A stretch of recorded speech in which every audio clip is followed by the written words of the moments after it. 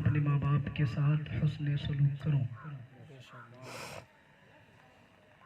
جہاں سے مولانا تسلیم نے ختم کیا کوشش کروں گا وہیں سے شروع کروں اور ایک پیغام دینے کی آپ لوگوں کو کوشش کروں گا۔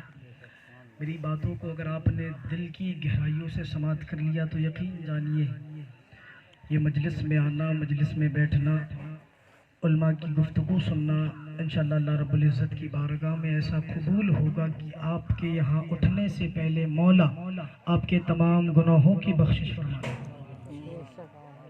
لیکن شرط یہ ہے کہ اگر جو گفتگو کی جائے اسے آپ حضرات اپنے ذہن میں اتارنے کی کوشش کریں۔ رب نے ماں کو وہ عظمت کمال دی ہے، رب نے ماں کو وہ عظمت کمال دی ہے، اس کی دعا سے آئی مصیبت کو ٹال دی ہے۔ رب نے ماں کو وہ عظمت کمال دی ہے، اس کی دعا سے آئی مصیبت کو ٹال دی ہے۔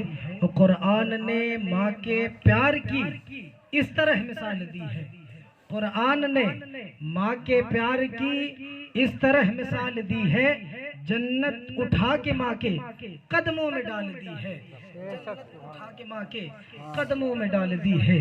ایک بڑھیا جس کا ایک بیٹا تھا، بڑا پیارا بچہ، اور اس بچے کا باپ نہیں تھا، وہ بچہ یتیم تھا۔ اس کی ماں جو تھی اپنے بچے کی پرورش کے لیے، اپنے بچے کی جو پرورش کر رہی تھی نا، تو دوسروں کے گھر پر برتن مانج کر اس بیٹے کی پرورش کی تھی، دوسرے کے گھر جھاڑو لگا کر اس بیٹے کی پرورش کی تھی۔ میرے دوستوں اور بزرگوں، آپ اندازہ لگانا ایک ماں کی ممتا اور ایک ماں کی محبت کا عالم کیا ہوتا ہے۔ ایسے ہی اللہ رب العزت کے محبوب نے ماں کے قدموں کے نیچے جنت نہیں بتلا دی ہے۔ ایک ماں جس کا ایک بیٹا تھا، وہ بڑی غریب تھی، بڑی غربت کی زندگی گزار رہی تھی، بڑی مفلسی کی زندگی وہ بڑھیا گزار رہی تھی۔ اس نے اپنے بیٹے کے پیٹ پالنے کے لیے، وہ بڑھیا اپنے بچے کے لیے دوسروں کے گھر پہ برتن بھی دھل رہی تھی، دوسرے کے گھر پہ جھاڑو بھی لگا رہی تھی، دوسرے کے گھر کا جوتا بھی صاف کر رہی تھی، دوسرے کے یہاں کپڑے بھی دھل رہی تھی۔ اے پیارو، اندازہ لگانا ایک ماں اپنے بچے کے لیے کہاں تک گزر جاتی ہے۔ لیکن وہ بیٹا جب ماں کا آخری وقت آتا ہے، جب وہ بیٹا اپنے دہلیز جوانی پر قدم رکھتا ہے، تو وہ بیٹا اپنی ماں کو کس طریقے سے جھڑکتا ہے، اپنی ماں سے کس طریقے سے نفرت بھرے انداز سے بات کرتا ہے۔ اب اندازہ لگانا وہ بڑھیا اپنے بچے کی پرورش کے لیے لوگوں کے یہاں کام کر رہی ہے، برتن دھل رہی ہے، جھاڑو لگا رہی ہے۔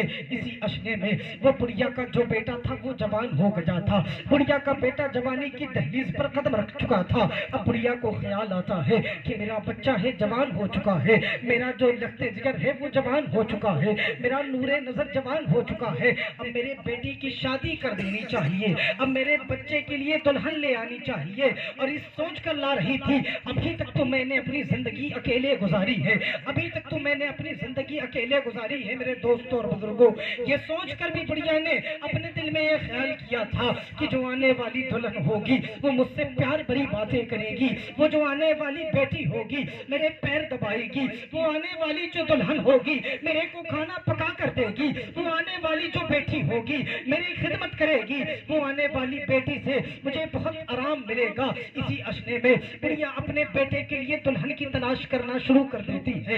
کچھ دن گزرتے ہیں، بڑھیا کو ایک لڑکی مل جاتی ہے، ایک نوجوان لڑکی مل جاتی ہے جس سے وہ اپنے بیٹے کی پیشکش رکھتی ہے اور کہتی ہے، بیٹی کیا تم میرے بیٹے سے شادی کرے گی؟ تو وہ اس بیٹی نے جواب دیا تھا، ہاں میں کر لوں گی۔ اسی اشنے میں بڑھیا زندگی گزار رہی ہے، بڑی خوشگوار اس نے اپنی زندگی کو کرنا چاہا تھا میرے دوست اور بزرگوں، لیکن وہ بڑھیا کہاں جانتی تھی۔ اب اندازہ لگانا ایک بیٹا اور ایک ماں کیا حد تک گزرتی ہے، ماں اپنے بیٹے کے لیے کہاں تک گزر جانے کی کوشش کرتی ہے ایک ماں۔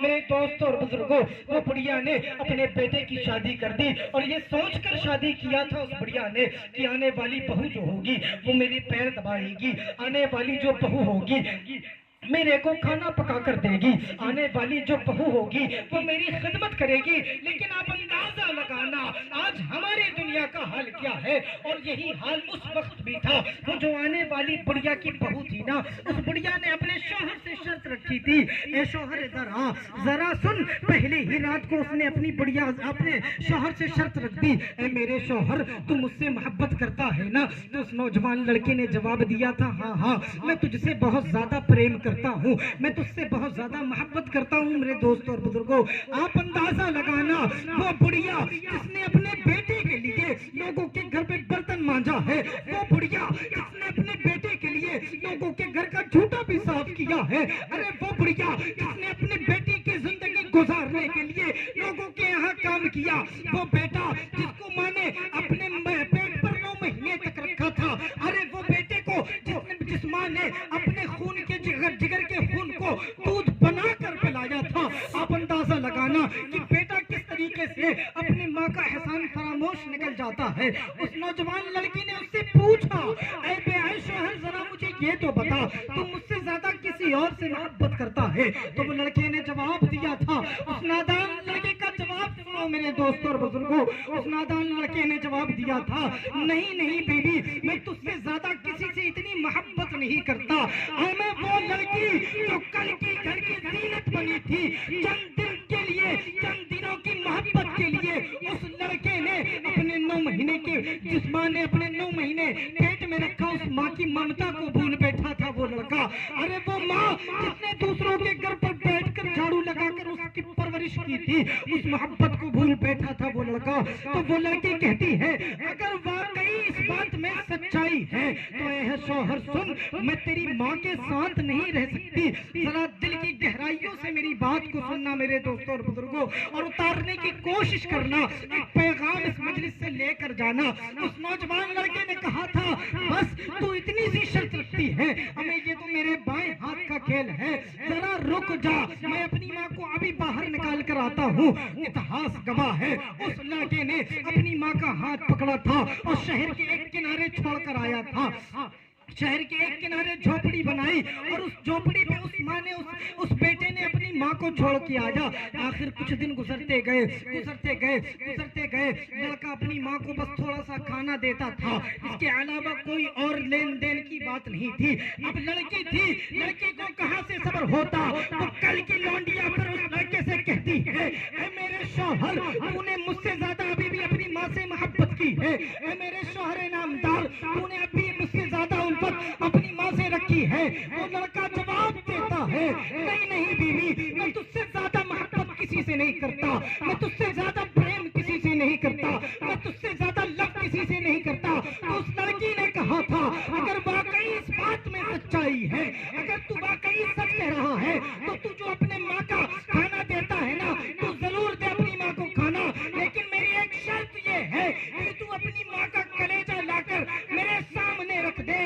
تو وہ نادان لڑکا جواب دیتا تھا، بس ذرا سی تو بات تو نے کہی ہے، بس تھوڑی سی بات تو نے کہہ دی ہے، یہ بات جو تو نے کہی ہے نا کہ میرے بائیں ہاتھ کا کھیل ہے۔ لڑکا اٹھتا ہے، کھانے کی ٹفن تیار ہوتی ہے، ایک جیب میں تشتری رکھتا ہے، ایک جیب میں کٹوری رکھتا ہے۔ لڑکا جیسے ہی گھر سے نکل رہا ہے، وہاں پاس بوڑھی ماں انتظار کر رہی ہے، میرا بیٹا کھانا لے کر آتا ہوگا، میرا بیٹا کھانا لے کر آتا ہوگا۔ بوڑھی ماں دروازے پر بیٹھ کے انتظار کر رہی ہے، اتنے میں لڑکا آتا ہے، گھوڑے سے اترتا ہے۔ ماں نے پوچھا، اے بیٹا کھانا لانے میں دیر کیوں ہو گئی ہے، اے بیٹا کھانا لانے میں اتنی دیر کیوں ہو گئی؟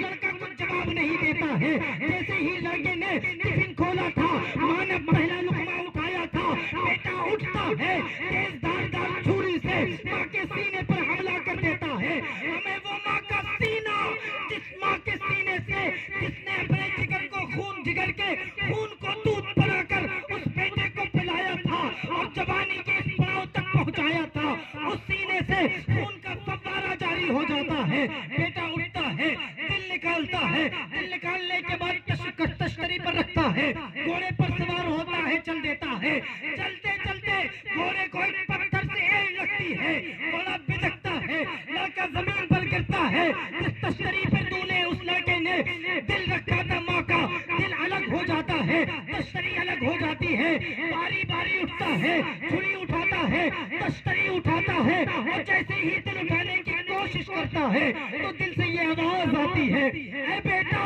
کہیں تجھے چوٹ تو نہیں لگی، اے بیٹا کہیں تجھے تکلیف تو نہیں ہوئی۔ آپ اندازہ لگاؤ ایک ماں کا دل کتنا نرم دل ہوتا ہے۔ اللہ کے حبیب اللہ نے ایک ماں کے دل کو موم سے زیادہ، شیشے سے زیادہ نازک اور موم سے زیادہ نرم بنایا ہے۔ اللہ کے حبیب کے بارگاہ میں صحابی آتے ہیں، مشکات شریف کی حدیث ہے، صحابی آ کے عرض کرتے ہیں فداکو امی و ابی یا رسول اللہ، میرے ماں باپ آپ پر قربان جائیں، میں اپنی ماں کو 40 سال تک کاندھے پہ لیے پھر رہا ہوں۔ کتنے سال تک؟ 40۔ آپ اندازہ لگانا کتنے سال تک؟ 40 سال۔ 40 سال تک اپنی ماں کو کاندھے پہ لیے پھر رہا ہوں۔ کیا میں نے اپنی ماں کا حق ادا کر دیا؟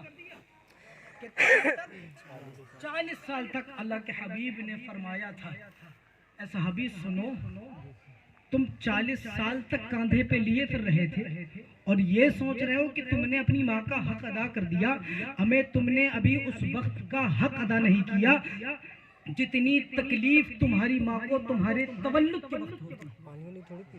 وہ صحابی 40 سال تک اپنی ماں کو کاندھے پہ لیے پھر رہے۔ آج ہم 40 سال تو بہت دور کی بات، 40 دن بہت دور کی بات، 40 گھنٹے بہت دور کی بات، 40 منٹ بہت دور کی بات، 40 سیکنڈ اپنی ماں کو اپنے کاندھے پر نہیں رکھا، اور کاندھے پر رکھنے کی بات تو بہت دور کی بات یارو، 40 منٹ ہم اپنی ماں سے محبت سے پیش نہیں آتے۔ کیا یہی پیغام تھا ہمارا؟ یا یہی پیغام تھا میرے محمد رسول اللہ صلی اللہ تعالی علیہ وسلم؟ یہ پیغام تھا صحابہ۔